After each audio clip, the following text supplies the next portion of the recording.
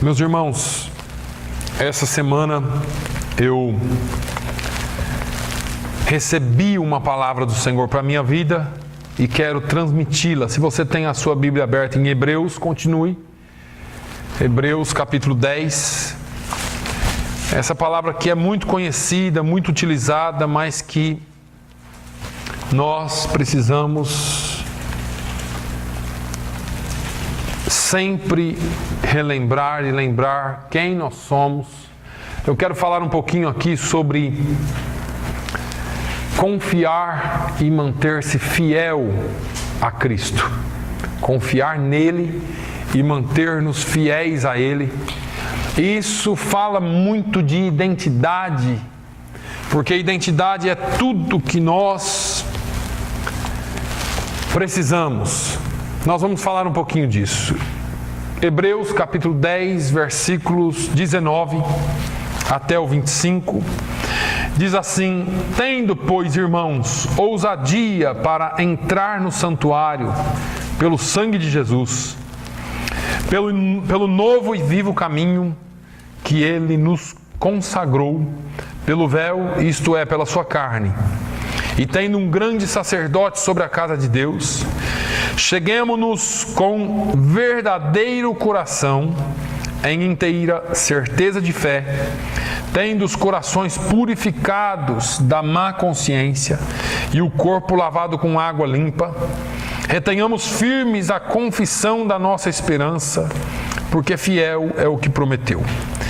E consideremo-nos uns aos outros para nos estimularmos ao amor e às boas obras, não deixando a nossa congregação, como é costume de alguns, antes admoestando-nos uns aos outros, e tanto mais quanto vedes que se vai aproximando aquele dia. Amém? É muito importante nos dias de hoje nós entendermos, e essa é uma palavra de exortação, porque o escritor aos Hebreus, ele fala com autoridade ao povo hebreu, ao povo chamado povo de Deus. Ele usa toda a sua autoridade apostólica. E eu não sei exatamente quem foi que escreveu, porque existe muita especulação a respeito de quem escreveu Hebreus, a carta aos Hebreus. Ela não está identificada, mas o fato é que existe uma autoridade apostólica que é imputada nesta carta, e ele chama a atenção dos irmãos e exorta aos irmãos para que eles entrem no santuário de Deus com ousadia. Existe uma urgência hoje em nós entendermos algumas coisas aqui. Enquanto nós cantávamos, enquanto nós orávamos aqui hoje, eu citei que o salmista, que o rei Davi, em uma certa feita estava no deserto, fugindo de Saul. E o coração dele estava tão abatido, tão triste. Como é que pode o meu sogro, como é que pode o rei, o homem escolhido por Deus, perseguir alguém que só fez bem para o reinado até hoje? Ele talvez não expressasse verbalmente isso, como ele nunca expressou contra a autoridade do rei Saul, mas o seu coração estava angustiado. Ele era genro do rei, casado com a filha dele, tinha vencido o gigante Golias, tinha lutado por Israel, era aclamado pelo povo, e agora ele estava sofrendo perseguição pelo próprio sogro, por inveja, por ciúme, por alguma coisa.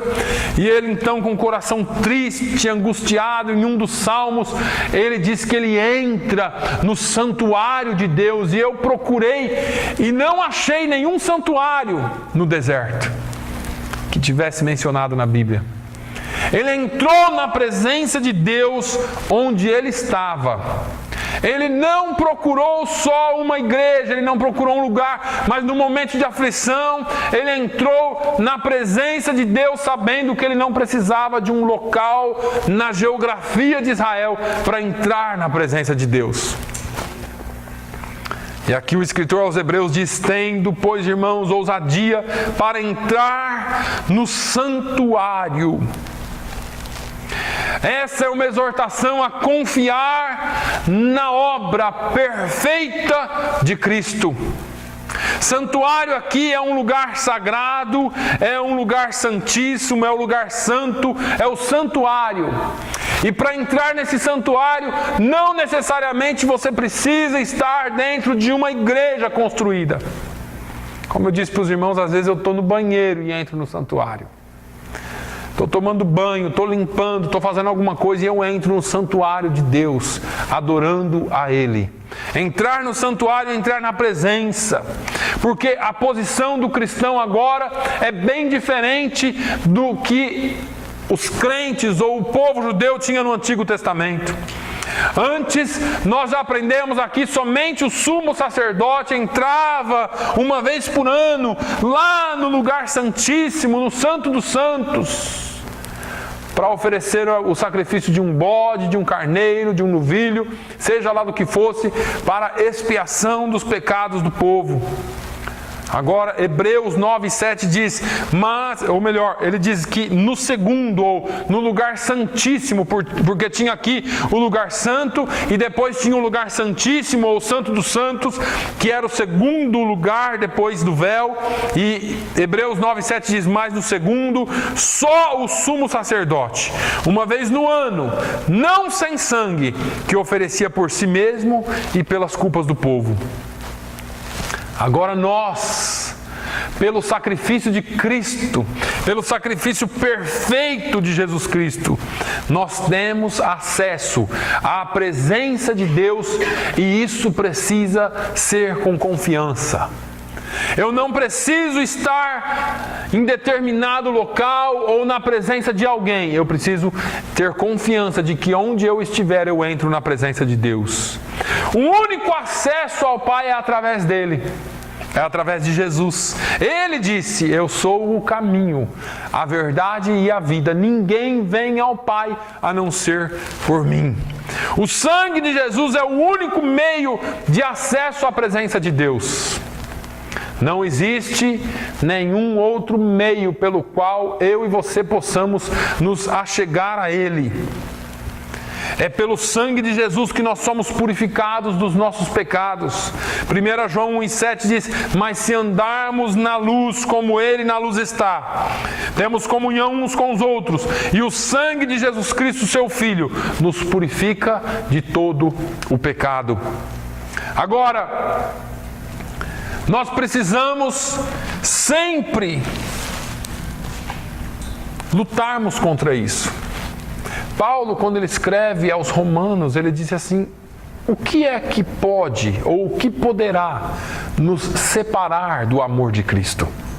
E ele enumera uma série de coisas, ele diz, nem a altura, nem a profundidade, nem o futuro, nem o passado, nem nada, nem nenhuma outra criatura, nem doença, nada pode nos separar do amor de Cristo. É importante que eu e você tenhamos essa confiança. O que o escritor aos Hebreus mais queria é que os crentes hebreus tivessem a confiança de que, mesmo estando ou passando por situações difíceis, eles estariam ou teriam condições de entrar na presença de Deus. Porque os hebreus, eles tinham um problema. Eles tinham vivido toda a lei, toda a tradição, todo o passado. E agora eles achavam que só uma vez por ano eles poderiam entrar na presença de Deus. E Paulo falou, olha, o escritor aos Hebreus disse, olha, depois que Jesus veio, ele, o grande sumo sacerdote, concluiu por vez e de vez o assunto de sacrifício, porque o sacrifício dele é o único que nos leva a Deus. E está disponível o tempo todo. Agora, ele diz, entremos, portanto, com ousadia no santuário, pelo sangue de Jesus.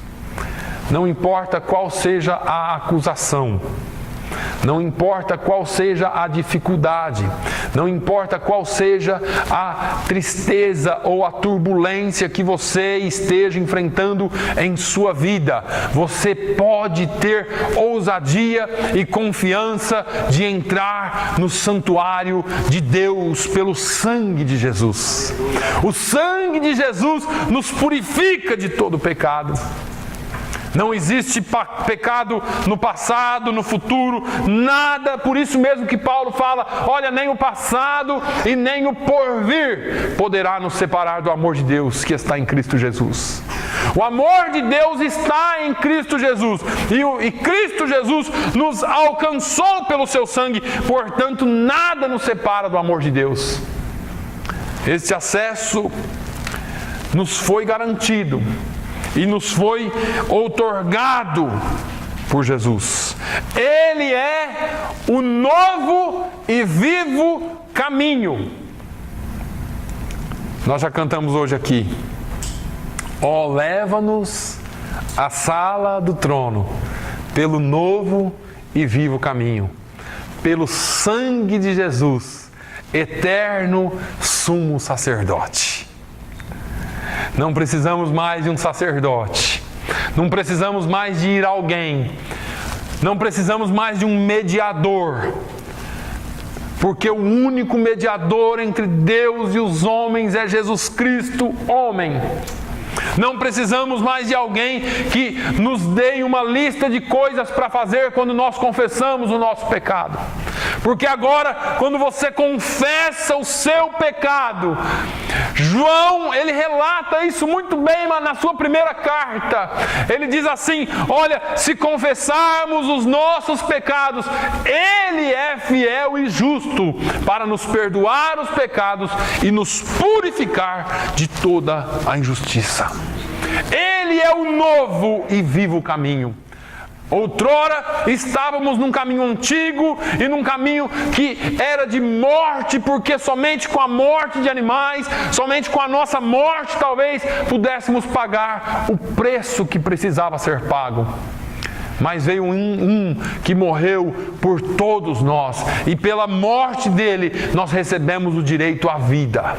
E essa vida ninguém pode nos tirar. Esse acesso é só por ele. O véu que separava, o véu que nos distanciava da presença do santuário de Deus, não existe mais. O véu foi rasgado do alto a baixo. E quando aquele véu no templo, irmãos, foi rasgado do alto a baixo, eu acredito que espiritualmente, eu tenho certeza disso, que espiritualmente foi rasgado um véu também. Aquilo foi só um simbolismo para o homem ver, de que agora não haveria mais separação entre Deus e o homem. Que agora, lá quando Isaías falou assim, olha, os olhos, ou melhor, o ouvido de Deus não está agravado e a sua mão não está encolhida para não poder salvar e não poder ouvir, mas os vossos pecados fazem separação entre vós e o vosso Deus. Agora nós não temos mais isso.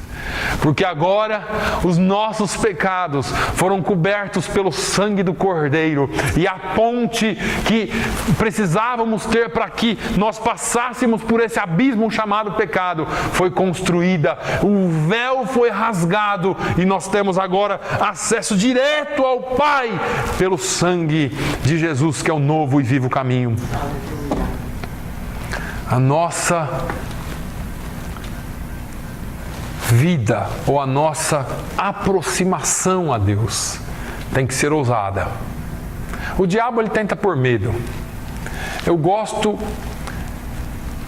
de esclarecer isso porque às vezes nós, cristãos antigos, às vezes ficamos com medo de entrar na presença de Deus. Eu pequei, meu Deus, e agora?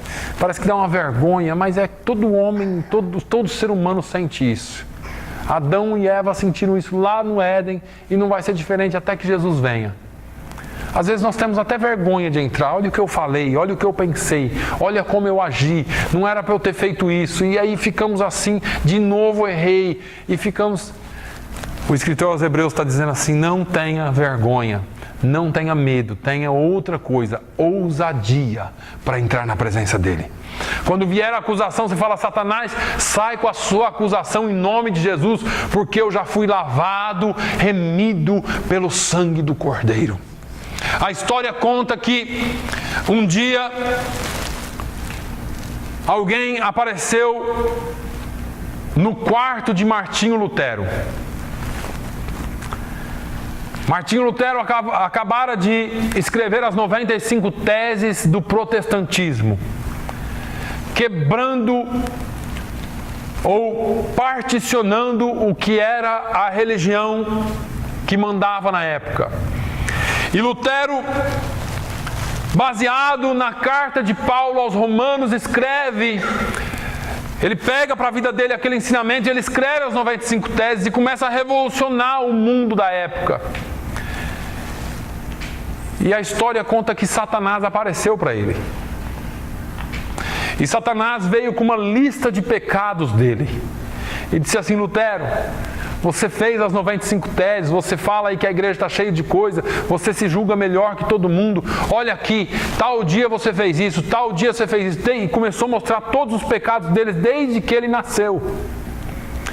E Lutero foi olhando tudo aquilo e ele dizendo: isso é verdade ou não é? E ele dizia: é verdade, eu fiz, eu cometi. E no final, aquela lista, aquela carta com uma lista de coisas, Lutero pega aquela carta, pega um tinteiro vermelho com uma pena e escreve em cima de tudo aquilo: o sangue de Jesus Cristo me purificou de todo o pecado. Aleluia. A certeza que eu e você temos que viver sobre é que o sangue de Jesus nos purifica e nos purificou de todo o pecado, tanto dos passados quanto do futuro, porque nós vivemos debaixo da proteção do sangue, e por mais que nós lutemos contra a carne, contra o mundo, contra o pecado, o sangue de Jesus, ele é eterno e ele está sobre nós, sobre toda a eternidade. Aleluia. Não é licença para pecar, é autoridade para saber que Satanás e nem o pecado e nem o mundo tem poder sobre as nossas vidas, porque nós somos libertos, lavados e remidos pelo sacrifício de Jesus do Calvário. Amém. Não tem mais nenhum medo, não tenhamos mais nenhum receio de entrar na presença dele. Como cristãos, nós entramos com ousadia na presença dele. Você errou, errei, mas o sangue de Jesus Cristo me purifica de todo pecado. Você falhou, eu falhei porque eu sou humano, mas o sangue de Jesus Cristo me purifica de todo pecado. E assim nós marchamos com ousadia pelo novo e vivo caminho, e tendo um grande sacerdote sobre a casa de Deus. Irmãos, nós não temos qualquer sacerdote. Nós não seguimos a qualquer um. Nós somos filhos adotados e somos amigos do sumo sacerdote. Aquele que tem toda a autoridade, que morreu por nós. Aquele que ninguém pode fazer nenhuma acusação contra nós. Porque Ele conhece a sua vida desde antes de você nascer, até o dia em que você vai prestar contas com Ele. E tudo aquilo que nós fizermos ou já fizemos, nós temos que ter a ousadia de que esse grande sumo sacerdote morreu por todos esses pecados, sabendo que nós o cometeríamos. Eu já falei aqui, não tenha isso como heresia. Deus não espera que você não peque. Até porque Ele te fez ser humano e Ele sabe que o ser humano peca. Deus espera que você se arrependa, porque quando eu e você nos arrependemos, é como se você estivesse abrindo licença ou abrindo a porta para que o sangue de Jesus cobrisse aquele pecado. Todas as vezes que nós entramos na presença de Deus, foi como João disse, se confessarmos os nossos pecados. Se nós chegarmos diante da presença dEle, com humildade, dizer: Senhor, eu errei de novo, que tenha sido a 1000ª vez, mas se você confessar com o coração sincero, você recebe perdão. O fato é que nós nos deixamos levar. Nós estamos absolutamente seguros, irmãos, porque nós temos esse grande sumo sacerdote que nos representa. Como eu disse, não é qualquer um. Porque talvez se fosse o pastor Naline te representando diante de Deus, talvez Deus falaria assim: você não tem todas as credenciais necessárias. Talvez se fosse o arcebispo da cidade ou da região te representando, talvez Deus falasse para ele: você não tem todas as credenciais necessárias. Você pode falar, mas talvez o Papa tenha. E quando ele chegar diante de Deus, Deus vai falar: você também não tem todas as credenciais necessárias. E quem tem? Quem tem é aquele que o salmista profetizou: quem entrará no teu santo monte? Quem é que pode entrar na sua presença? E ele mesmo responde: aquele que é limpo de mãos e puro de coração, esse pode entrar na tua presença. Esse pode, aquele que não teve pecado, aquele que o coração foi limpo, aquele que não sujou suas mãos com as mazelas da humanidade, mas ele se entregou puro como um cordeiro, foi levado ao matadouro, e ali ele não abriu a sua boca, e ele morreu, e a Bíblia diz que pelas suas pisaduras, ou pelos seus ferimentos, nós fomos sarados. Aleluia. Foi pela morte dele que veio a cura para a humanidade.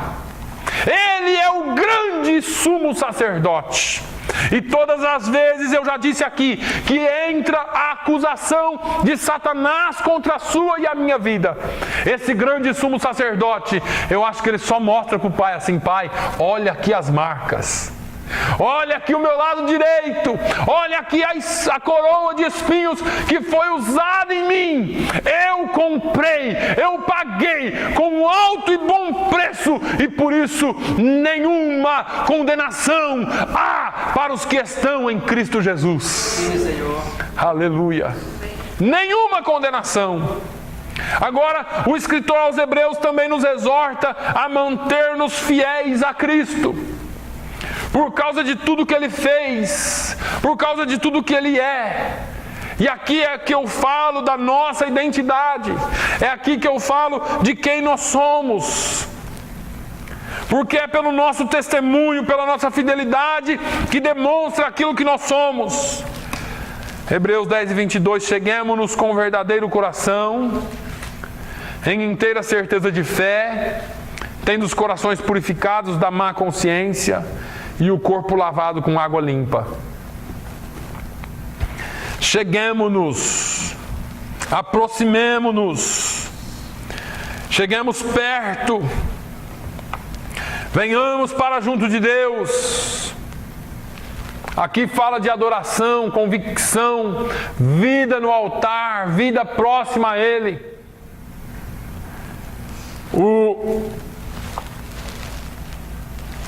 Tiago disse: achegai-vos, pois, a Deus, e Ele se chegará a vós. Purificai as mãos, pecadores, e vós de ânimo dobre, ou de duplo ânimo, tome uma posição. Vir para perto dele, essa aproximação, ela não é feita segundo os nossos padrões, porque tem um problema aí. Se a aproximação para com Deus fosse segundo os nossos padrões, então teria um sério problema, porque aí as pessoas poderiam, como elas fazem hoje, clamar para si o direito de se aproximar a Deus da forma como querem, através das religiões. Então eu faço bastante caridade, eu estou mais próximo de Deus. Não, eu jejuo 10 vezes por dia, ou por mês. Eu faço isso, eu faço aquilo. Cada um teria o seu próprio meio de se achegar a Deus. E a Bíblia diz que só tem um caminho para chegar a Deus. Só que esse caminho ele tem alguns requisitos. Jesus falou muito desse caminho, que é Ele.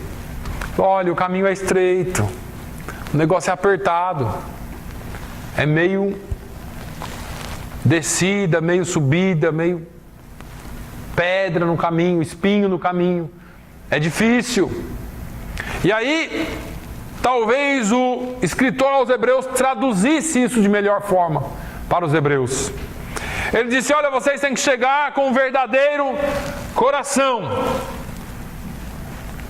Para chegar diante de Deus, para se aproximar dele, tem que ter um verdadeiro coração. A tradução Almeida Revista e Atualizada usa o termo sincero coração. A palavra sincero descreve o coração de uma pessoa que é honesta, genuína, confiável e sem engano. O coração na Bíblia fala da sede das emoções. Pensamento, sentimento, emoções. E fala de um coração verdadeiro. Que você fala e age aquilo que você está pensando. Que você fala e age conforme o seu coração está pensando. Não que você tenha que seguir o seu coração. Tem uma diferença bem séria aqui. Que a Bíblia fala que o coração é enganoso mais do que todas as coisas, quem o conhecerá? O coração engana. Mas você precisa seguir. Ou melhor, você precisa ter o coração sincero. Porque às vezes você está pensando uma coisa e você está expressando outra. Agora, isso para Deus não funciona. Porque a pureza de coração é algo que possa, ou que pode ser vista, como Jesus falou no Sermão da Montanha, como os puros herdarão, expressa o amor pelo qual o cristão ama a Deus, que é de todo o coração, segundo a palavra de Deus, em Mateus 22:37. Quando nós temos um coração puro para com Deus, então nós podemos chegar diante dele com o coração honesto, com o coração verdadeiro. Até porque não tem como você enganar a Deus. E Jesus ele fez uma alusão a isso de uma maneira tão simples. E ele disse assim: olha, quem não tiver, ou quem não for como uma criança, não pode herdar o reino de Deus.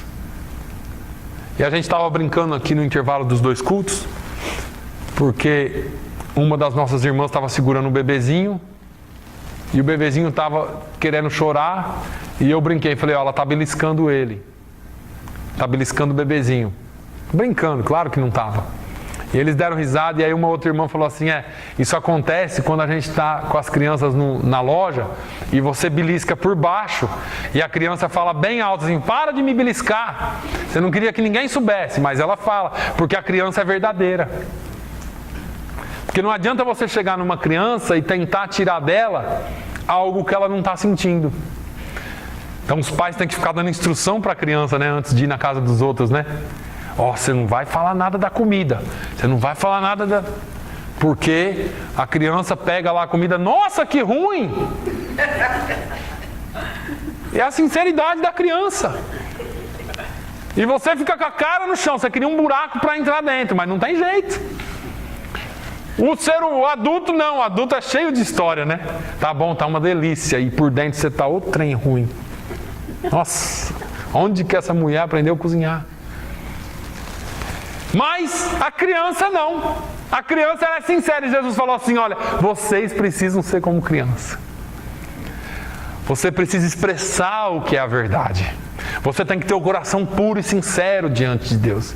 Porque Deus não se engana. A Bíblia diz que Ele sonda os corações. Eu gosto da ideia de entender que Deus, Ele olha a gente aqui como um grupo, mas Ele vê individualmente cada um. E quando Ele vê você, Ele não te vê bonito, Ele não te vê de terno, de gravata, de vestido novo, de vestido velho, nada disso. Ele vê você por dentro, dos avessos, como ninguém consegue ver. E Ele vê aquilo que está dentro de cada coração. Você sabe que Jesus, ele disse, em verdade vos digo que se não vos converterdes e não vos fazerdes como crianças, de modo algum entrareis no reino de Deus, nos céus. Eu vou ser sincero para os irmãos. Eu acho que nós vamos ter um problema sério aí. Como crentes, nós precisamos aprender a sermos verdadeiros em tudo. E eu não estou dizendo para você machucar as pessoas, mas é porque às vezes a gente pega uma parte dessa da Bíblia e fala, meu Deus, o que eu vou fazer? Mas se nós seguirmos a palavra de Deus, nós vamos ter condições de ser assim. Porque a sinceridade, ela vai fluir. Então eu tenho aqui, graças a Deus, eu tenho aqui as irmãs, os irmãos que nos abençoam, principalmente nesse tempo que minha esposa ficou machucada e que não podia fazer nada, e traziam comida. Eu não tenho problema com comida nenhuma, eu como à vontade. Irmão, pode fazer pedra cozida e me chamar que eu como. E não vou reclamar. Agora, criança, vocês sabem como que é. Então eu falei para uma ou duas irmãs, falei assim, irmã, não traz esse tipo de comida. Não é porque eu sou orgulhoso, ou que eu como qualquer coisa. Mas é que eu não quero desperdiçar a comida. Então eu pedia para as irmãs, porque criança é sincera, irmãos. Então, mas é bom que nós sejamos sinceros. Não, pode trazer qualquer coisa lá em casa e depois eu, trouxe isso de novo, vou jogar fora, isso, aquilo. Não, nós precisamos ser sinceros. E nas pequenas coisas é que nós mostramos sinceridade. E às vezes nós vamos driblando as coisas, né? E o nosso coração vai se distanciando de Deus. E a palavra diz, olha, nós precisamos ter um coração verdadeiro. A nossa vida tem que ser verdadeira. Paulo fala aos Romanos no capítulo 12 para nós convertermos e renovarmos a nossa mente. É o nosso coração, é o nosso entendimento. Nós precisamos renovar dia após dia para que da nossa vida haja uma sinceridade tal que Deus possa nos achar como crianças. Não agindo como meninos, mas com o coração puro como meninos. E ele diz assim, olha, com inteira certeza de fé.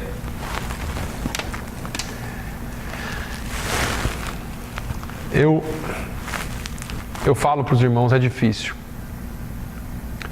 É complicado porque quando ou qual de nós em algum momento da nossa vida nunca duvidou da nossa fé? Será que nós estamos fazendo certo? Será que é isso mesmo? Será que eu sou crente de verdade? Será que... E a gente começa a questionar e dar ouvido para essas coisas que o diabo põe. Quando o escritor fala de ousadia para entrar no santuário, só podemos ter ousadia se nós tivermos inteira certeza de fé. Só vem a ousadia pela certeza de que somos salvos, independente do que nós passemos. Independente do que nós enfrentemos, independente de qualquer situação, nós somos lavados pelo sangue de Jesus. Mas eu errei, pastor, não tem problema. Errar, todos nós erramos, claro que tem consequências. Todos os nossos erros, irmãos, provocam consequências. Queira no mundo material, físico ou no mundo espiritual. Mas como cristãos nós temos que enfrentar as consequências e saber que nós somos salvos. Essa certeza ninguém pode tirar. Eu gosto do rei Davi. Porque o rei Davi, ele nunca falou, mesmo tendo cometido pecado de adultério e de homicídio, ele nunca falou assim, nossa, perdi a salvação. Eu perdi a alegria da salvação. Mas eu sou salvo. Senhor, torna a dar-me a alegria da tua salvação e renova em mim um espírito reto. Eu quero acertar, eu errei, mas eu quero fazer o certo. Mas eu sei que eu sou salvo, agora eu preciso dessa alegria de volta. Porque às vezes nós somos salvos sem alegria. E salvação sem alegria não tem graça. Salvação sem alegria, sem paz, sem o sentimento que o Espírito Santo nos traz de alegria interior, não tem graça. Porque você não influencia ninguém. Porque as pessoas olham para você, você é sempre triste, está sempre cabisbaixo, está sempre pensando. Agora, se você é aquela pessoa radiante, e eu me alegro no Senhor, porque dificilmente as pessoas me veem triste, dificilmente. E isso não quer dizer que eu não tenha problemas. Essa semana eu estava preocupado com uma coisa e veio um corinho antigo, talvez alguém se lembre. Essa paz que eu sinto em minha alma não é porque tudo me vai bem. Essa paz que eu sinto em minha alma é porque eu sirvo ao Senhor. E aí canta, digo não à tristeza, digo não a uma série de coisas, porque eu sirvo a Deus e eu tenho paz. Se eu sirvo a Deus, pode estar caindo o mundo, eu tenho paz. Pode estar desabando a casa na minha cabeça, como uma expressão, caindo a casa, mas eu tenho paz. Porque não é porque eu não tenho problemas, não é que tudo me vai bem, mas é porque eu sirvo a um Deus Todo-Poderoso. É porque eu sirvo a um Deus que, a despeito de qualquer coisa, Ele estava na cruz do Calvário e Ele tinha paz, porque Ele estava fazendo a vontade do Pai. Amém. Fazer a vontade do Pai não quer dizer que vai tudo correr bem. Quer dizer que você vai ter paz, mesmo em meio à turbulência. Está difícil, mas eu tenho paz. E é essa inteireza de fé, ou inteira certeza de fé que nós precisamos ter. O próprio escritor aos Hebreus, no capítulo 11, diz: ora, a fé é o firme fundamento das coisas que se esperam e a prova das coisas que se não veem. Ele fala de duas coisas aqui, ele fala de fundamento e de prova. Se você for buscar lá atrás, qual que é a prova de que você foi salvo? Será que eu fui salvo? Eu acho que isso foi um engano na minha vida. Eu ando tão errado hoje que eu acho que eu estou enganado. Para um pouquinho, volta lá atrás e vê a prova da sua salvação. Vê como Jesus mudou a sua vida, vê quem você era, como você andava, o que você fazia e como Jesus te aceitou desgraçado, pobre, cego, nu, todo danado, todo lascado. Jesus te pegou e falou: vem aqui, e colocou você nos braços dele e cuidou de você. Isso é a maior prova de que você é salvo. E tem mais uma coisa. Você está aqui, Ele tem cuidado de você, Ele tem provido para você, Ele tem sustentado você em meio a qualquer circunstância. Isso é a maior prova de que Ele te ama. Salvou. E agora, fundamento. Fundamento para quem todo mundo sabe que ninguém se constrói sem um fundamento. Qual que é o nosso fundamento? O nosso fundamento é a palavra de Deus. Nós temos a palavra. Nós temos um alicerce. E esse alicerce ninguém pode nos tirar. Falem o que quiser falar, façam leis o que quiser fazer. O nosso fundamento está aqui. A partir de hoje as coisas vão ser assim. Não, se a Bíblia está falando ao contrário, não vão ser assim. Porque homens criam lei, mas a verdade só Deus que cria. Você pode criar a maior lei fraudulenta do mundo. A verdade já foi determinada pela voz de Deus. Não tem como mudar. Agora, ele disse: olha, tendo os corações purificados da má consciência. Irmãos, existem várias interpretações para esse texto aqui, mas eu fico com a questão moral. A consciência é aquilo que nos direciona para o que é moral e certo.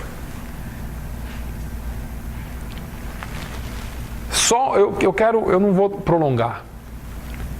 Hoje faz-se muito o que é politicamente correto. E as pessoas dão muitas declarações e respondem muitas pesquisas, porque elas não querem parecer politicamente incorretos. Então você aceita isso? Aceita, normal, tudo bem e tal. E não é. Não é. O que vale é o que Deus plantou aqui dentro desde que você nasceu e foi criado. Ninguém precisa falar para você que mentira é mentira. Ninguém precisa falar para você que assassinato é assassinato. Ninguém precisa falar para você que aborto é assassinato. Você sabe. E todos eles sabem. Quem quiser ver isso aqui e ouvir. Todo governo sabe que é assassinato. Mas é politicamente correto fazer dessa forma ou fazer daquela forma. São assassinos, sim. E vão pagar diante de Deus. Nós temos que trabalhar com a moral que Deus nos deixou. O casamento disso, o casamento... Mudam as coisas como eles querem mudar. São pecadores, sim. Sodomitas estão piores que Sodoma e Gomorra. Deus vai requerer isso, como Ele requereu no passado. Vão ser julgados no tribunal de Deus, não no tribunal dos homens, porque os homens se corrompem. Deus não muda, Ele é o mesmo ontem, hoje e é eternamente. Aleluia. Pode ser politicamente correto para eles, para Deus é a mazela do pecado ainda. Pecado é pecado sempre, princípio é princípio sempre, e nós, como seres humanos, não mudamos isso. É Deus quem determina. Deus criou o homem do jeito que Ele criou e ninguém vai mudar isso. Mas agora o governo está dando mudança de sexo, operação grátis. O problema é dele. Homem nasceu homem, vai ser homem sempre para Deus. E quando ele chegar lá no céu todo mudado, Deus vai falar: que não foi isso que eu criei, não. Me desculpem os politicamente incorretos que vão assistir no YouTube. Eu quero que você saiba que Deus criou a sua criação como imagem e semelhança dele e não existe um Deus gay. Meu Deus. Tá? Nós precisamos manter os nossos corações purificados da má consciência. E deixa eu te falar, os seus e os meus filhos são atacados todos os dias para tentar mudar esse negócio de moral. A moral agora é um negócio já que também está politicamente correto ou não, né? Então qualquer coisa que eles tentarem atacar os nossos filhos, a sociedade, a família, o diabo tem uma agenda para destruir a sua família. Não pense que ele está brincando. Mas vamos adiante. Além da moral, nós precisamos ter o corpo lavado com água limpa. Não se entra na presença de Deus sujo. Por isso que eu te digo, todas as vezes que você chegar aqui, ore. Todas as vezes que você pecar, faz aquilo que nós falamos, se confessarmos os nossos pecados, confessa o seu pecado a Deus. Mas eu pequei a mesma coisa de novo, pastor, tenho até vergonha, mas confessa. Fala com Deus, pede graça para Ele. Pede o favor dEle, pede para Ele te limpar, pede para Ele trabalhar em você, em mim. É pela palavra. Jesus disse lá em João 15, vós já estáis limpos pela palavra que eu vos tenho falado.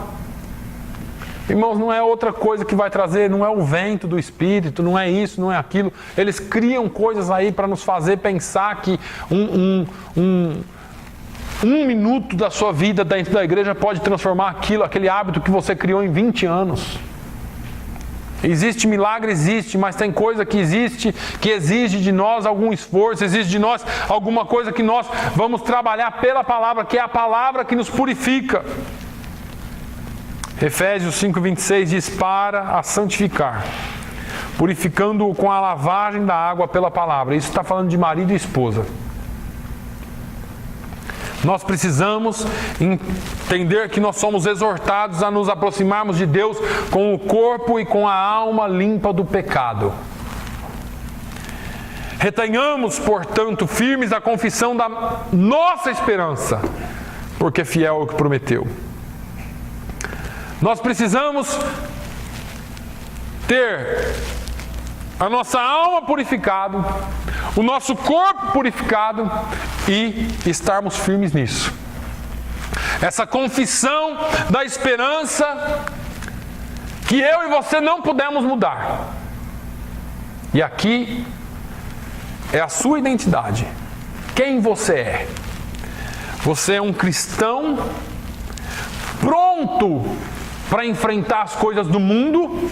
Ou você de vez em quando dá uma variada? Porque isso aí é uma crise de identidade que está dentro da igreja. Cada dia mais as igrejas abrem para o pecado e vão perdendo a identidade, porque eu já falei aqui, é difícil identificar um cristão no meio da multidão.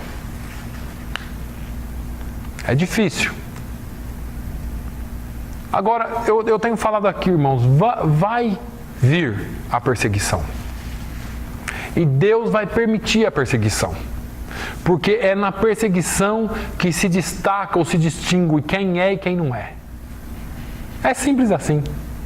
Você é crente? Sou. Tome uma chibatada. É crente? Sou, mas não. Deixa esse negócio de crente pra lá. É verdade. É verdade. Esse aqui é -1. É crente? Sou. Tome chibatada. Sou crente. Mais chibatada. Sou crente. Preso? Sou crente na cadeia também. Você pode prender meu corpo, mas minha alma é livre. Eu adoro a Deus em qualquer lugar. Vai morrer! Vou para a glória. Falaram isso para Paulo. Paulo falou assim: o viver para mim é lucro e morrer para mim é ganho. O viver para mim é Cristo e o morrer para mim é lucro. É ganho. Paulo, não vai para Jerusalém que lá eles vão te amarrar, te bater. Para de chorar. Para de chorar.